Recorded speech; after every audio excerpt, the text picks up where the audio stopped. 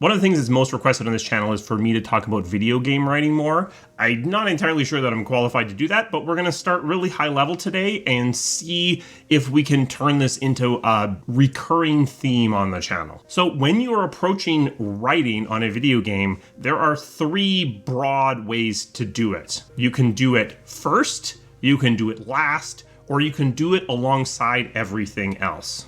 There are advantages and disadvantages to each of these approaches. If you do it first, this is basically the way that movies and television are done. You would get a screenplay or the equivalent, and then you would build the game to that. Use that as a template to build the game around. This allows the writing to drive the design almost entirely. The problem with this when it comes to video game development is that video game development isn't as mature as movie and television development. So as a screenwriter, you know what's expensive. Basically, you know what sort of things you can and cannot do and approximately how much it's going to cost. So you can prevent yourself from writing yourself out of budget. That's less understood within the video game realm. So you might write something, you might write a castle that is flying across scenes and you're running away from it as it crumbles around you, and that might simply not be possible to do in the engine that is going to be used to make the game. Or, alternatively, you might assume that it's impossible, and actually, as it turns out, we just got this cool castle-shattering shader in the new update of Unreal, and it's totally possible, and you don't write that in order to avoid something that you think is difficult or expensive or impossible. You don't see this direction of writing in most games, unless they are movie tie-ins or some other direct translation of another media property, because it isn't necessarily the most efficient way to approach it. I think as the industry matures more and more, you might start seeing it more and more. You can imagine it being incredibly helpful to have the story basically locked down at the point at which you start building the rest of the content. You would still be able to manipulate, same as a director can manipulate and change the story as you're filming. You can see why that would actually be helpful. It means that a lot of your planning is already done for you, or at least it's giving you a great blueprint. But right now, it's quite uncommon because we're still in the process of figuring out how things work in a lot of cases. On the other end is to do the writing last. You do see this in games that treat story as an afterthought, or at least it's of secondary importance. In this case, you do the gameplay design and you even do the encounter and level design first. You build a game that consists of various gameplay and various different missions and set pieces that you think are cool, and then you use writing to tie it all together to try to make it make sense. You'll sometimes hear the term pour some writing on it. You can, in a lot of cases, write your way into something making enough sense.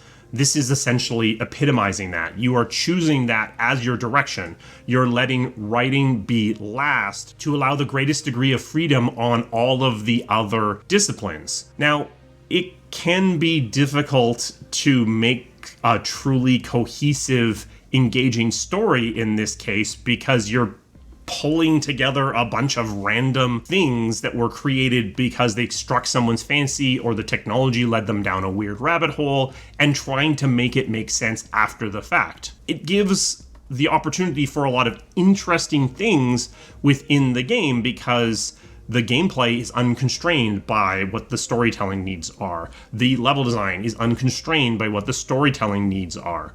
But the overarching story, the arcs of the characters, can really be undermined by this sort of approach. You do see this done.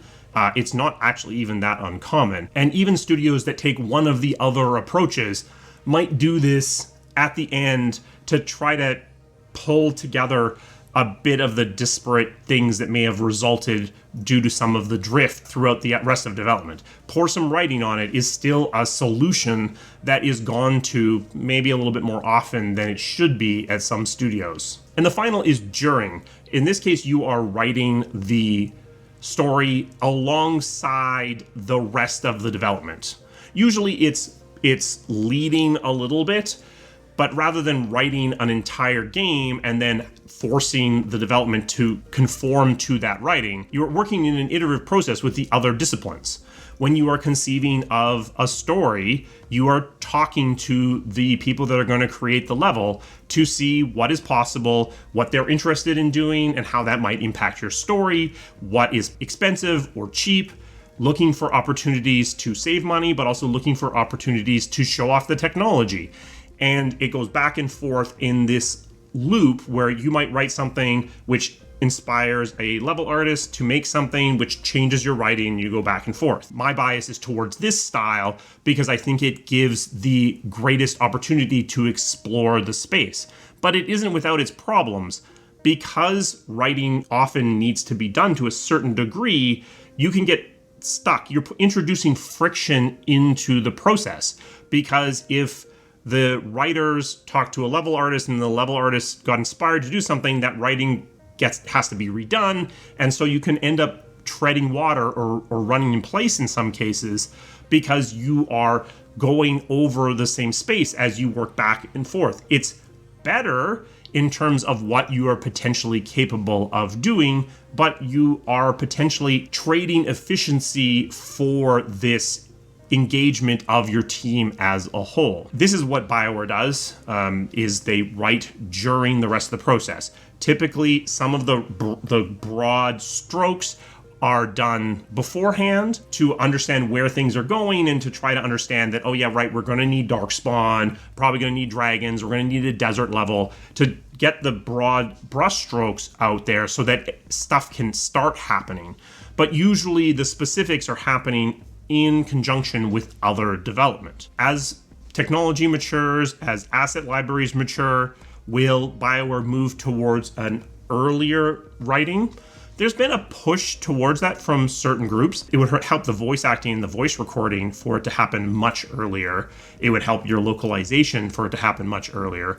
I think we're a long way away from that happening. Depending on where you're working within the industry, you might experience any of these three forms of writing. And it's obviously a spectrum going anywhere from here is a script, make this game, to you don't get to be involved until the game is done and now you need to make it make sense, and everything in between. So if you are a writer looking to get into video games, be aware that this is something that is done quite differently at different studios, and you need to be able to adapt to the different forms of writing. Special thanks to my members. They provide the resources that this channel needs to keep running. If you're interested in becoming a member, there's a link to that down in the description. We also have merch. This is High Tea on the High Seas. There's a shelf below the video if you're interested in picking something up. If you enjoyed this video, give it a thumbs up because that helps YouTube know that it's worth sharing with other people. Which is the best time to do the writing? Let me know that down in the comments. I will see you again soon. Thank you.